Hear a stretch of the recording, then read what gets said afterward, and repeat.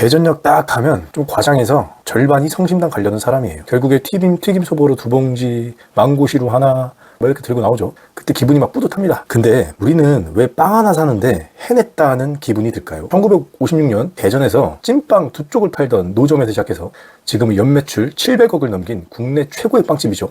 모든 프랜차이즈를 다 제꼈습니다. 근데 더 신기한 건 유행이라는 건 보통 1년, 2년 안에 끝나잖아요. 탕후루나 뭐 흑당 버블티나 두쫑쿠나 전국에 우후죽순 생겼다가 지금은 어디 있는지도 모르잖아요. 근데 이 성심당은 다릅니다. MZ세대가 성지순례라고 부르기 시작한 게 벌써 몇 년째죠. SNS에 성심당 태그가 붙은 게시물이 수백만 건이고 대전 가는 이유는 성심당 뿐이다. 이거 유행이 아니라 이제 실제가 된 겁니다. 왜 어떻게 빵집 하나가 이렇게 됐을까요? 맛이 좋아서? 맛도 있죠. 가격이 착해서? 가격이 착하죠. 근데 그거면 충분히 설명이 돼야 하는데 뭔가 더 있는 것 같죠. 왜 사람들은 굳이 대전에서만 먹으려고 할까요? 택배로도 살 수 있고 아니면 뭐 누구를 시켜서라도 살 수 있고 굳이 가서 줄을 서는 이유가 뭘까요? 왜 성심당 봉투를 딱 들고 KTX 타는 걸 뿌듯해할까요? 이건 더 이상 빵 이야기가 아닙니다. 이건 인간이 의미를 어떻게 만들어내는가 그 이야기입니다. 그리고 철학자들이 이걸 이미 몇백 년 전에 다 설명해놨습니다. 우리가 몰랐을 뿐이죠.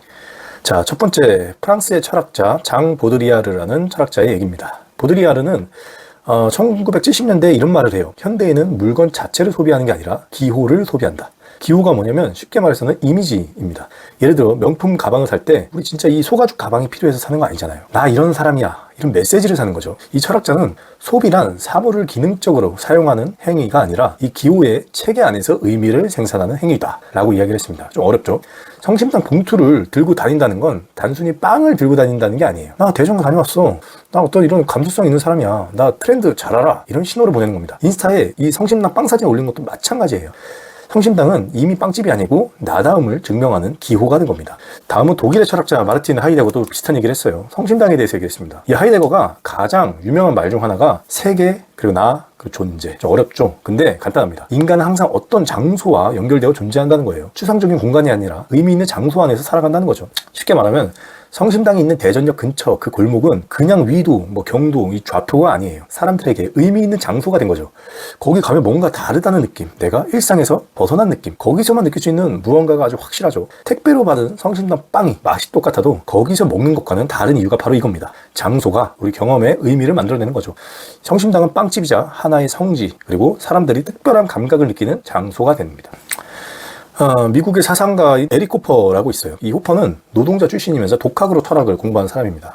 저는 독학은 아니고 저의 학과 전공이기 때문에 공부했지만 이게 독학으로 공부하는 게 정말 쉽지 않은 것 같아요.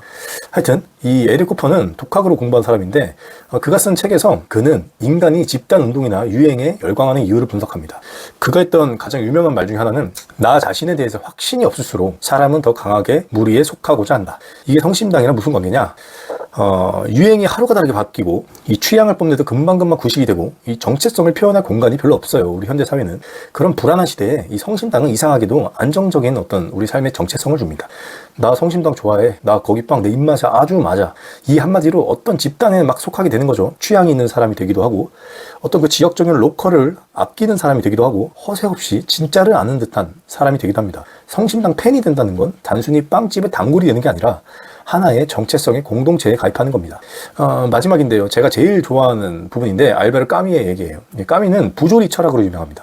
세상은 의미 없이 돌아가는데 인간은 계속 의미를 찾는다는 것. 그 모순을 우리는 부조리라고 부릅니다. 근데 이 까미가 또 하나 강조한 게 있어요. 바로 반항입니다. 반항.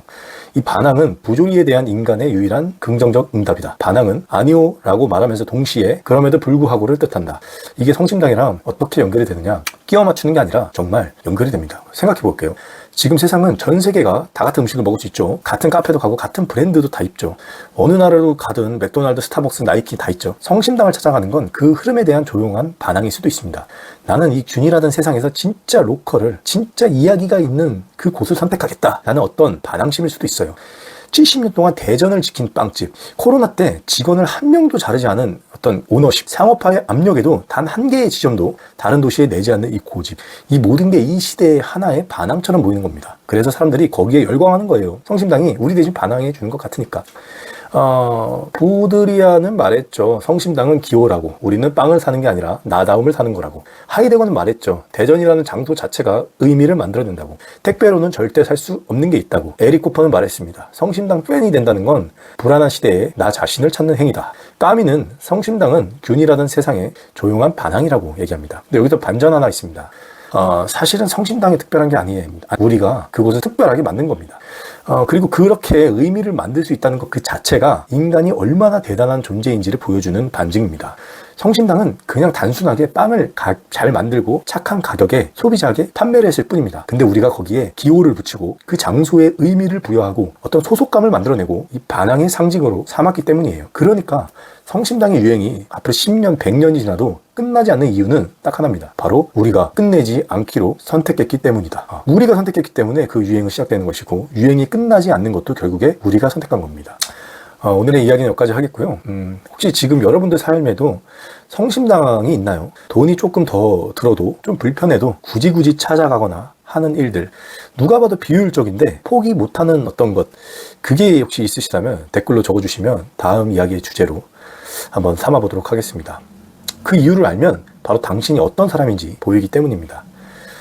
제가 철학을 오래 공부했지만, 제 나이 또래에서는 오래 공부했지만, 이 유튜브에서 이 철학적인 관념을 내세운다는 게 상당히 힘든 것 같아요. 우선은 철학은 창조와는 좀 다른 분야고, 지금 제가 하고 있는 것은 철학과 어떤 창의성을 더불어서 창작의 영역을 만들어내다 보니까 사실 아이디어가 많이 없습니다. 그래서 여러분들이 제가 말한 것을 좀 이야기로 댓글에 적어주시면 더 즐겁고 유익한 이야기를 가져올 수 있을 것 같아요.